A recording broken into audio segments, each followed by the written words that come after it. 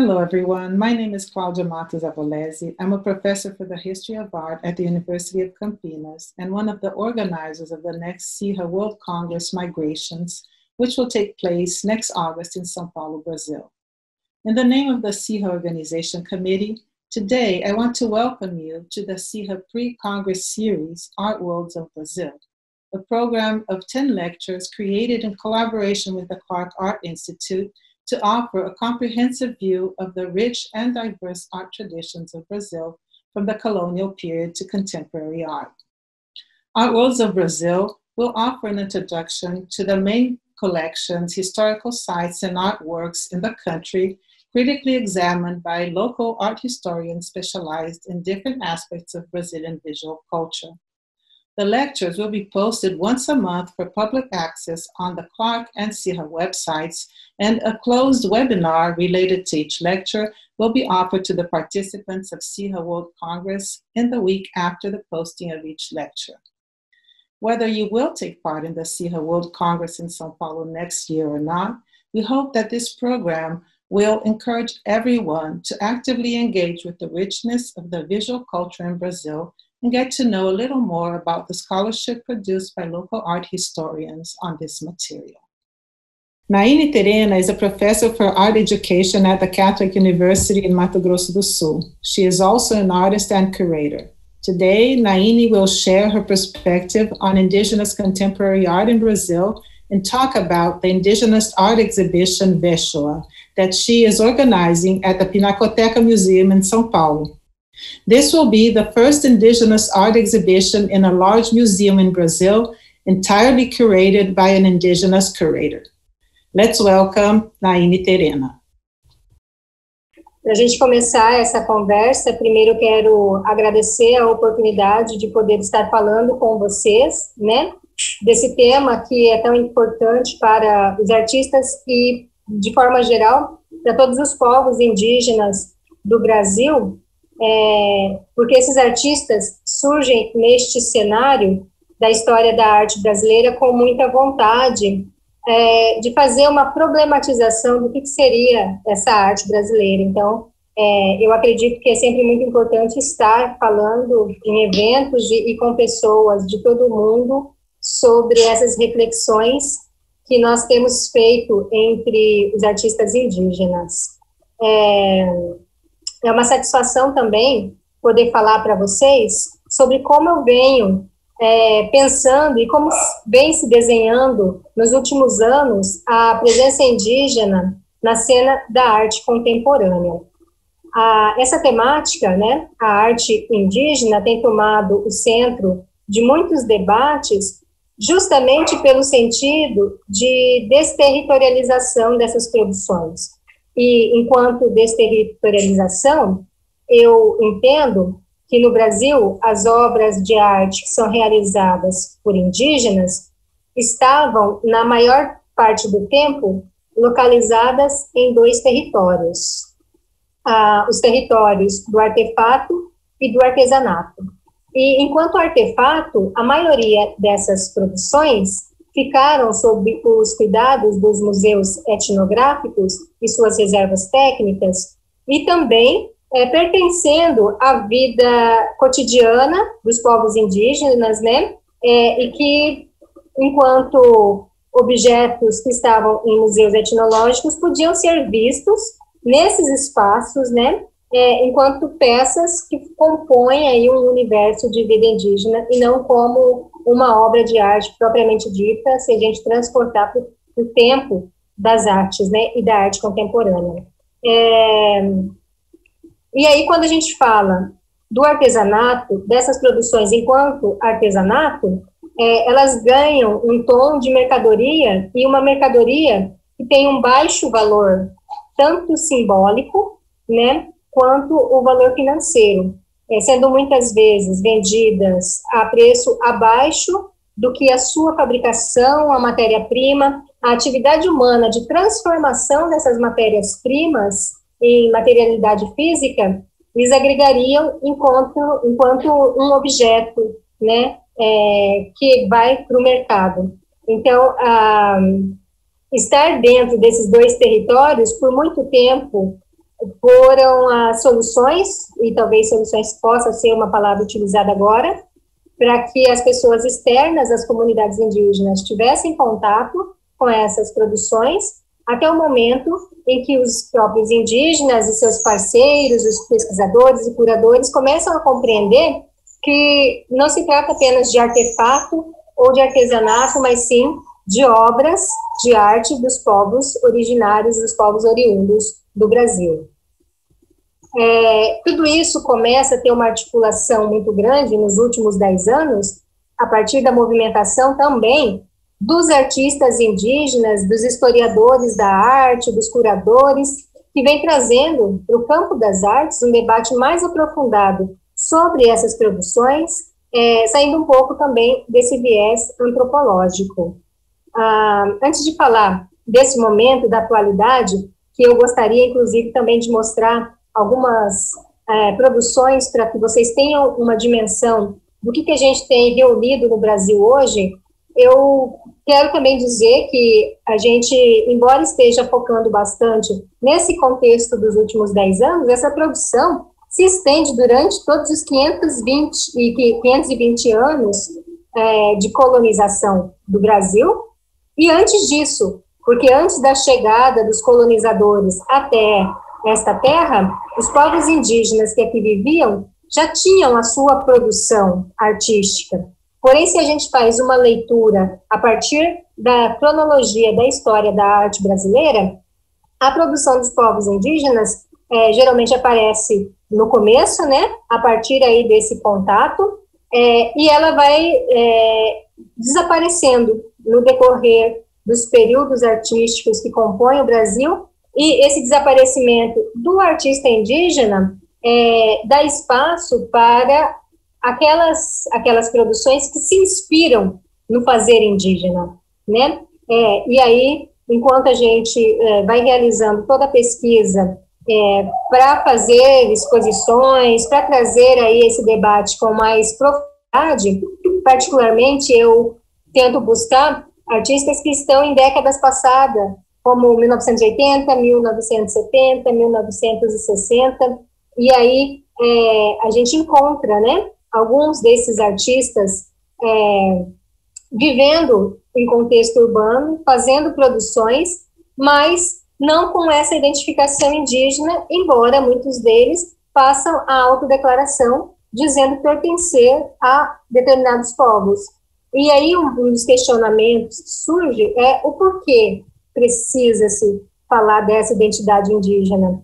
Porque essa autoafirmação do artista enquanto indígena seria algo importante ou potente para o fazer artístico no Brasil. Talvez para a construção de uma história da arte seja importante no aspecto da democracia racial e de um entendimento da diversidade brasileira, né? Você colocar a origem étnica do artista enquanto ele a assume é uma potência para a gente entender que o Brasil que no Brasil existem muitas facetas das produções artísticas, assim como a formação cultural, o que povos indígenas aqui sempre estiveram e estão dentro de seus processos de resistência, no qual eu considero a arte um desses processos, porque ainda que elas sejam consideradas apenas artefatos ou artesanatos, dentro dos núcleos onde são produzidas, elas são carregadas desse intuito artístico, estético de sua produção. Elas se tornam resistência porque elas sobreviveram a todas as investidas que os povos sofreram, digamos assim, com o processo de colonização no país. Então, muito do que se tem hoje são inspirações e são repassados de geração em geração, representando um conceito de arte interno, né, que talvez, em muitos casos, não siga o que a gente entende como arte de uma maneira clássica, ou com os cânones, ou com um pensamento mais ocidental. Retomando, então, aí para esse contexto, esse diálogo que a gente tem feito na atualidade, reconhecemos alguns artistas que tomaram a cena contemporânea para levar adiante essa discussão. que é a discussão da presença do artista indígena em todos os momentos da história da arte no Brasil.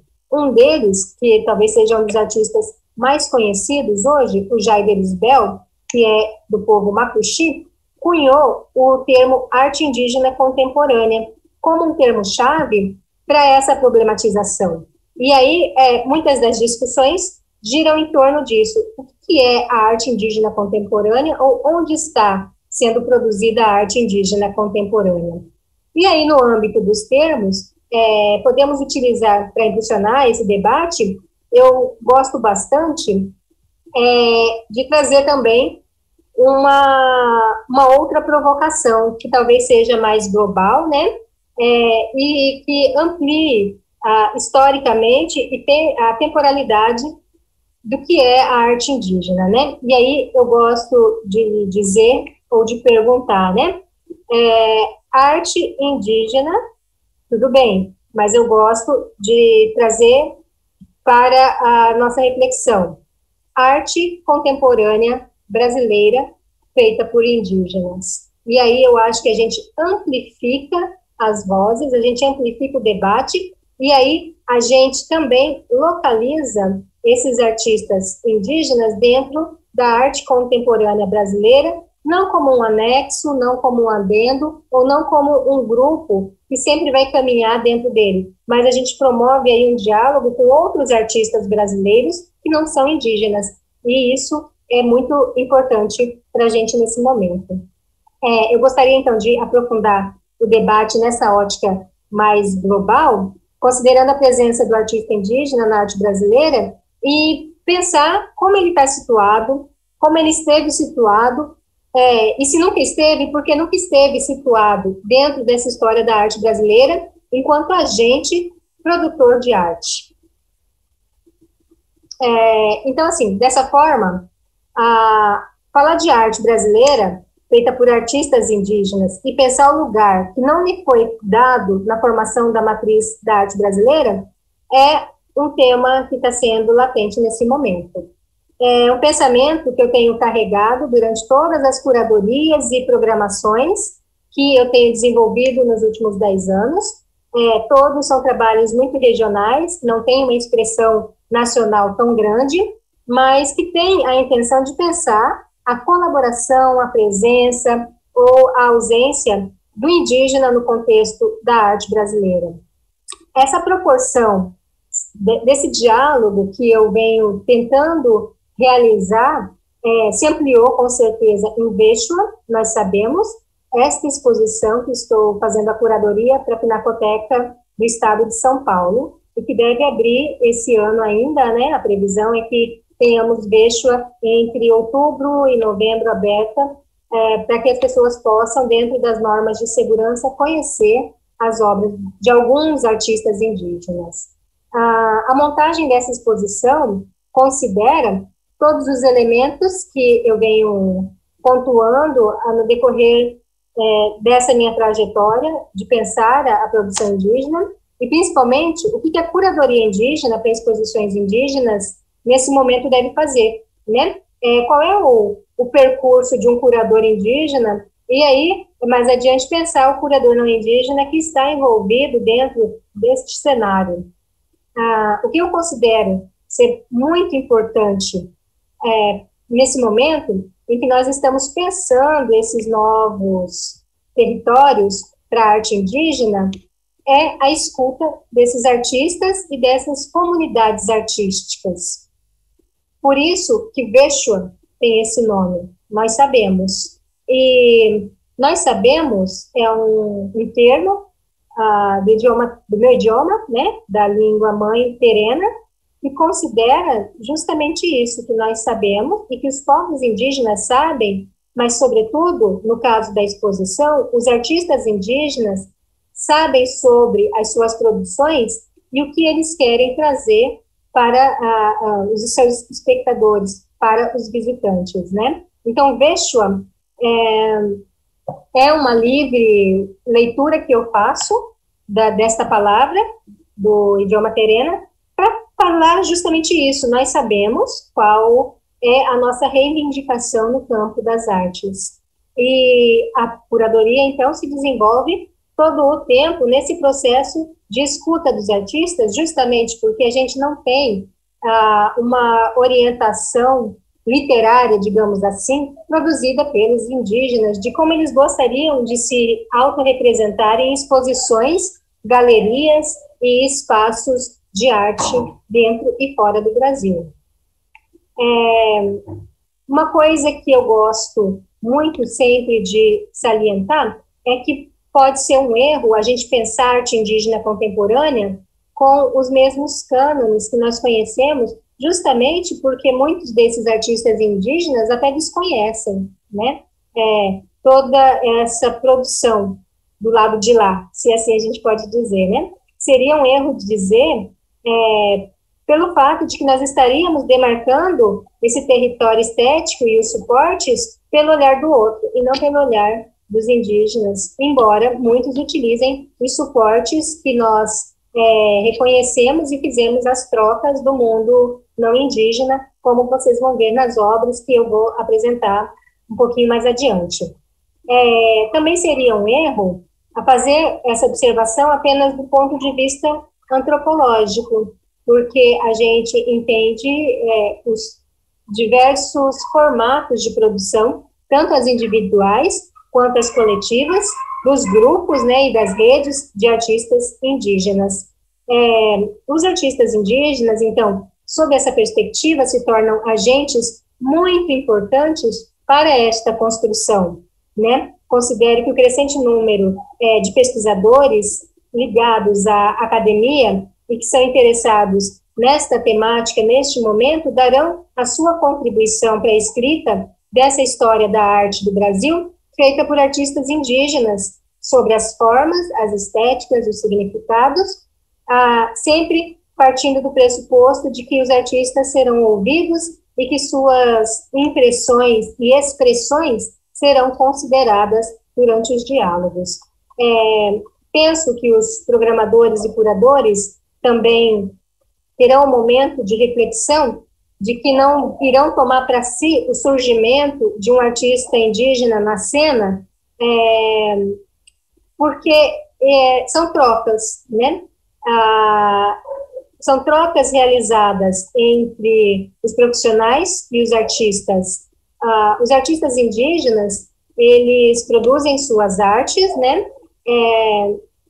E dentro desse aspecto de trocas, eles oferecem, né, aos locais, aos expositores, aos pesquisadores, aos galeristas, e ao mesmo tempo em que esse grupo que eu cito oferece aos artistas indígenas também uma oportunidade de ser visto. Então, essa troca é produtiva a todos, e eu gosto de frisar isso, porque a gente rompe também com uma característica muito predominante dessas relações e desses contatos, que é o artista, ou melhor, que é o indígena enquanto um informante e não como um sujeito ativo da construção desses conteúdos e dessas histórias. O protagonismo, então, é sem dúvida da resistência e das trocas conscientes. Então, eu acredito que a escrita dessa história da arte brasileira contemporânea, feita por artistas indígenas, é baseada em trocas conscientes, em trocas de escutas realizadas por todos os envolvidos. É um protagonismo de uma arte que transpira 520 anos de contato e que são produzidas aí em diversos suportes, tanto os suportes que são carregados desde antes do contato, até os suportes que são adquiridos com essa hibridação, com essa convivência com o outro. O local em que a arte indígena brota, que tem me sido apresentado com muita força, é um local que transcende também as nossas fruições, né? Eu costumo dizer que não é um local efêmero.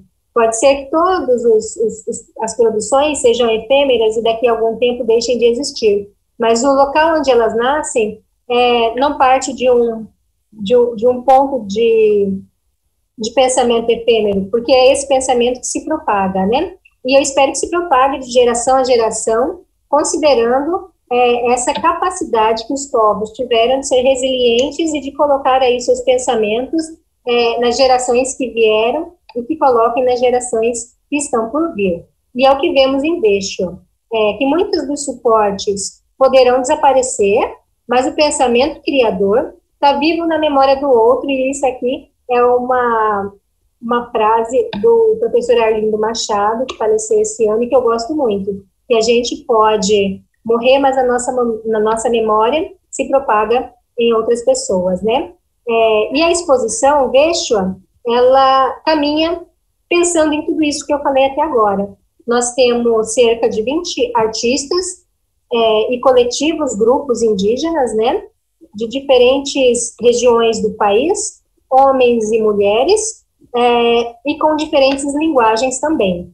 A participação desses 20 artistas e grupos tem a ideia justamente de conseguir reunir um pouco do que tem sido produzido e colocar nas 3 salas da Pinacoteca de São Paulo, além da área externa, esse apanhado de produções para que o público reconheça a existência dos artistas indígenas, né?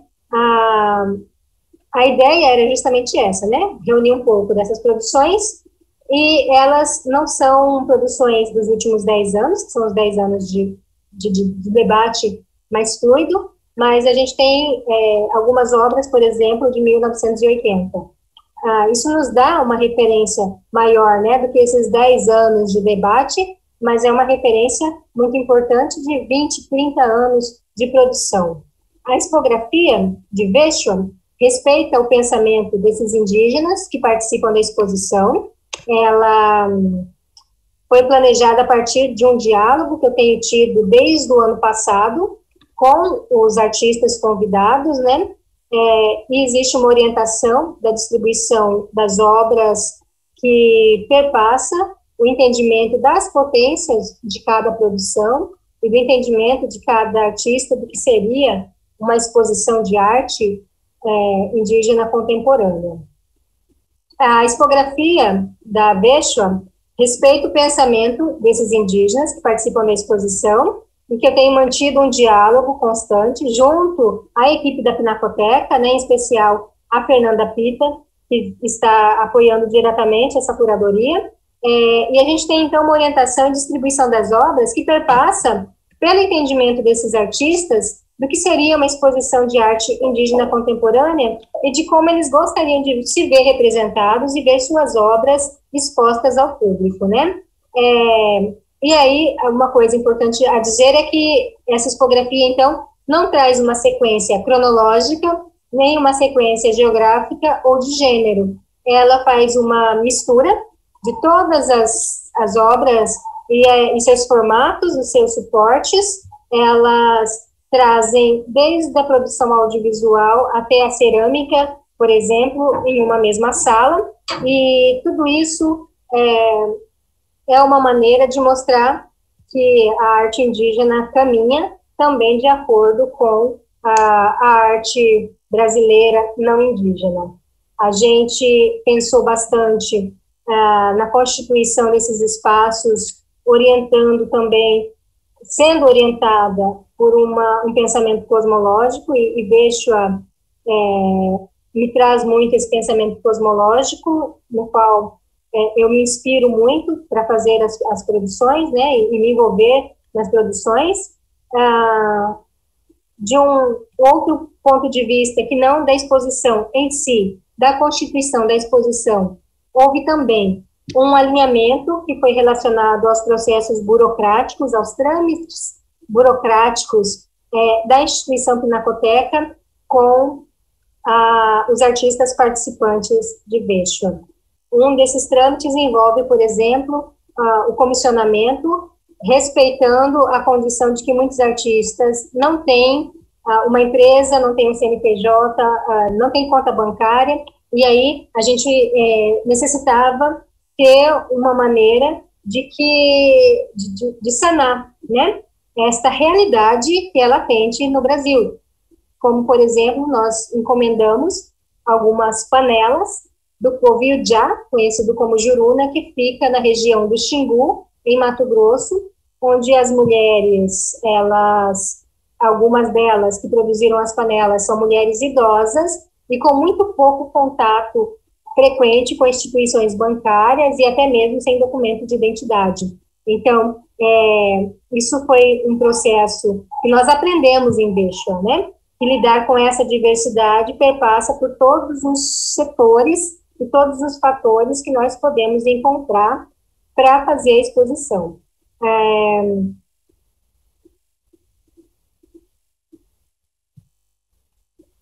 E aí, falando nesses processos burocráticos e no mercado, um dos aspectos que tem levantado muito debate é a obra de arte indígena enquanto mercadoria. Existem muitos questionamentos sobre a venda dessas produções, e aí, no meu ponto de vista, a escolha de adentrar ao mercado é do indígena, artista, dos grupos coletivos e até mesmo das comunidades, se for o caso, né? Isso é um debate constante da venda simbólica dessas produções, e aí eu não o faço, eu deixo que cada qual faça, e a gente realiza da forma como ele entende que deva ser feito, inclusive com a forma de exposição das obras, como aconteceu com as máscaras do povo Pancararu, que não serão expostas, mas participarão de uma ativação dentro da programação de Bechua, na Pinacoteca. O que pretendemos, então, tratar em Bechua, dentre tantos outros, o que nós pretendemos, então, tratar em Bechua, ai, gente, já estou mastigando, peraí. Tudo bem. O que nós pretendemos, então, tratar em Bechua, de uma maneira geral? Dentre tantos objetivos, é a presença do artista indígena em coleções e galerias de arte, e a forma como isso vai ocorrer faz parte das problematizações acerca desse tema. Em Bechua, nós queremos ter a oportunidade de ver uma parcela dessa produção, de trazer ao público uma parcela dessa produção, mas também esse debate. Eu espero que se possa expandir para outras exposições, outros espaços, outros acervos. Eu gostaria de ver obras de artistas indígenas inseridas em outras exposições que não sejam somente relacionadas à questão indígena. Bechua talvez seja um bom espaço para os curadores, programadores, colecionadores reconhecerem e pensarem nisso também, que em diversas temáticas, em exposições que contemplam mulheres, grupos LGBTs, a fotografia, o artista indígena possa estar presente também, não numa ala específica para artistas indígenas, mas misturado com outros artistas não indígenas. Isso é uma demarcação de território dentro das artes, isso é uma demarcação de existência de identidade indígena dentro do país, e para nós é muito importante. Os acervos também, a exemplo da própria Pinacoteca, podem ter dentro de seus objetos permanentes obras de artistas indígenas. E eu digo a exemplo da própria Pinacoteca, porque neste ano foram incorporadas 2 obras, uma do Denilson Baniwa. Este ano foi incorporada uma obra do Denilson Baniwa e uma outra obra do Jaider Isbel na exposição permanente, que também deve abrir agora no final de 2020. E essas obras, elas não serão expostas num espaço dedicado à arte indígena da exposição permanente da Pinacoteca de São Paulo. Ela é um elemento presente na exposição permanente do museu. O visitante que estiver neste lugar irá reconhecer a história da arte brasileira e, nesse contexto, aprenderá que no Brasil existem artistas indígenas. Como eu disse anteriormente, eu vou trazer algumas imagens de algumas produções de artistas indígenas brasileiros. Nem todos os artistas que eu estou mostrando estão nesta exposição Bechua, e na realidade eu preferi trazer para vocês de uma maneira mais expandida, justamente para a gente reconhecer aí uma diversidade que não vai poder ser vista dentro da exposição na Pinacoteca de São Paulo. Antes de apresentar as imagens, eu queria só fazer uma observação que Deixa faz parte do projeto OPI, que foi contemplado pelos Sotheby's, onde, além da exposição, que é a primeira ação, nós temos previsto muitas outras ações dentro do OPI para poder socializar, né, esse pensamento indígena, e aí perpassa por workshops, oficinas, alguma produção literária envolvendo a Casa do Povo e uma comunidade guarani de São Paulo, né? Então, a gente tem pensado tudo isso a longo prazo e não somente no período que a exposição vai estar sendo realizada.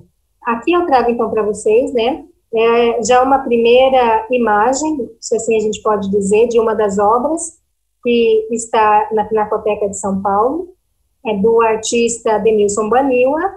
Ele hoje reside no Rio de Janeiro, mas ele é da região amazônica, onde ele fez uma plantação de várias espécies na entrada da Pinacoteca, né? Em agosto ele esteve durante uma semana plantando essas diversas mudas, e é um processo que o Denilson foi constituindo durante a pandemia. Para falar a verdade, ele havia pensado algo, e esse período do isolamento social, ele inclusive pegou o Covid e fez pensar nesta obra e na obra que ele tem na parte interna. Até esse momento a obra não tem nome, mas ele focou bastante nessa dureza, né, nessa aridez, nessa rispidez humana que a gente vive em relação ao meio ambiente. Essa outra imagem é uma cerâmica do povo indígena Carajá. Ela não tem um nome de quem a fez, justamente porque ela povoa esse universo do artesanato versus artefato, e ela é um brinquedo lúdico também.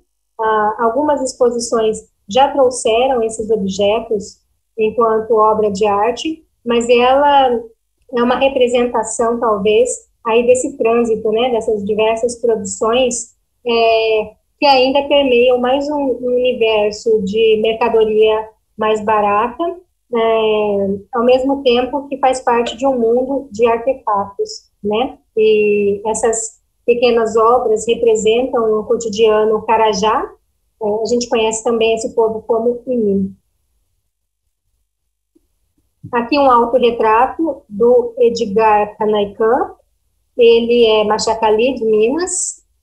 É um fotógrafo, um dos fotógrafos indígenas com mais destaque no Brasil hoje. Ele caracteriza a produção dele justamente pela potência que tem de denúncia, né? Então, ele é um artista ativista e que utiliza a fotografia para poder fazer as denúncias e, de maneira artística, trabalha e manipula suas imagens em prol do seu próprio povo.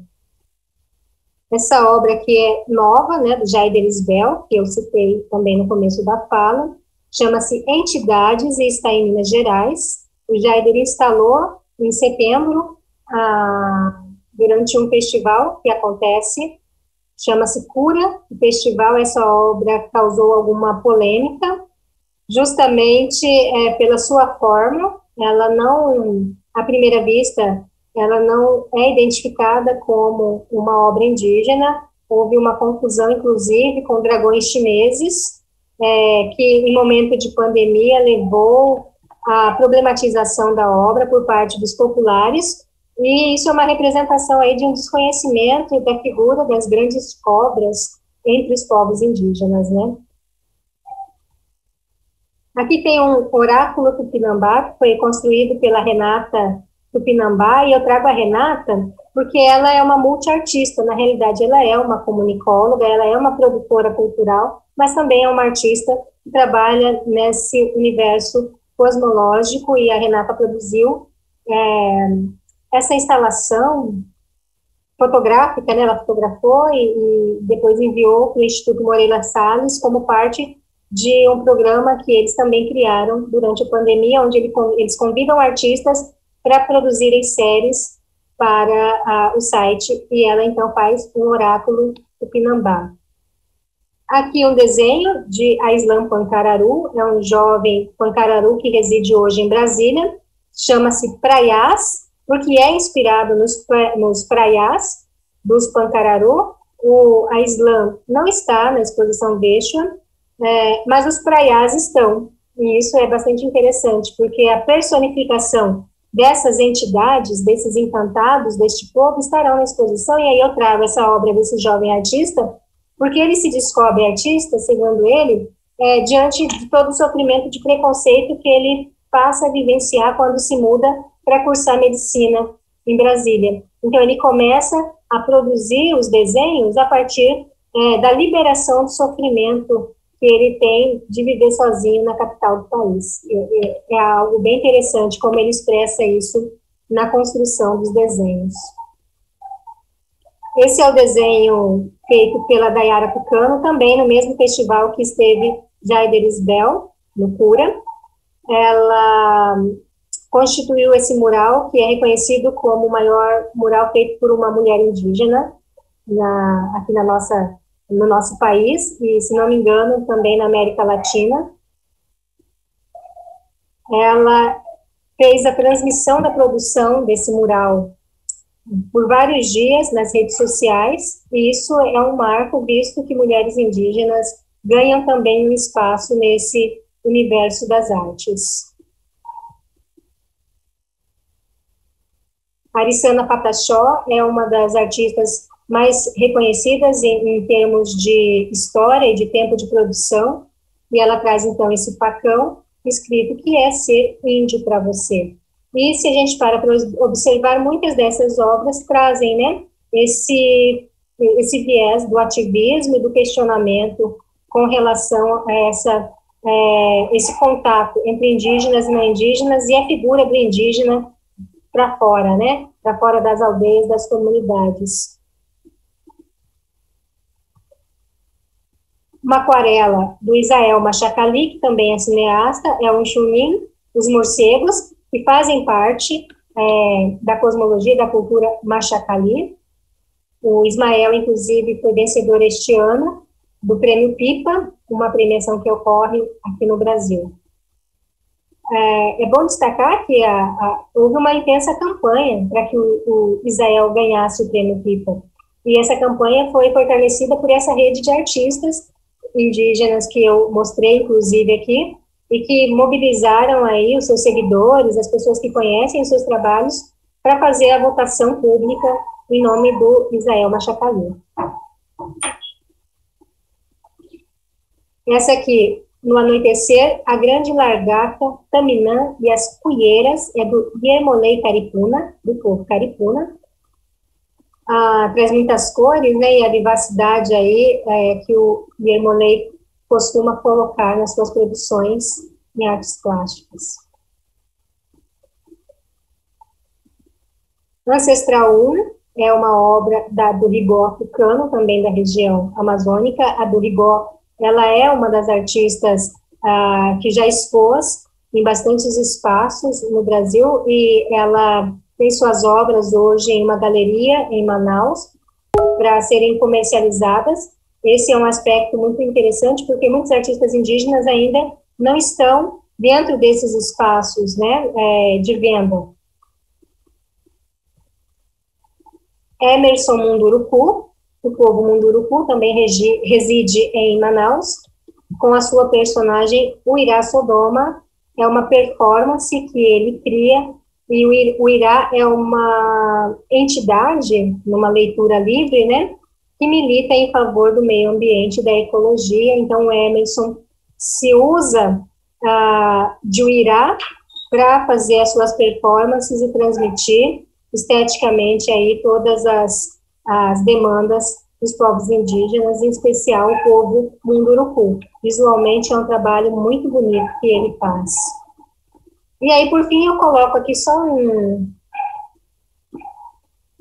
algo que eu fiz esse ano que envolve arte e tecnologia, que também é um braço, né, da produção, e é mais para dar esse tom de que a gente está caminhando por muitos campos e chama, será que amanhã vai ter outro dia? Ou amanhã será outro dia? E aí eu faço uma alusão às queimadas que estão acontecendo aqui na minha região, Pantanal Mato Grossense, que já devastou 33% desse bioma, nós estamos num estado muito crítico nesse momento, onde a capital Cuiabá chega a 43 graus, e essa produção eu fiz para o Museu do Índio da Universidade Federal de Uberlândia.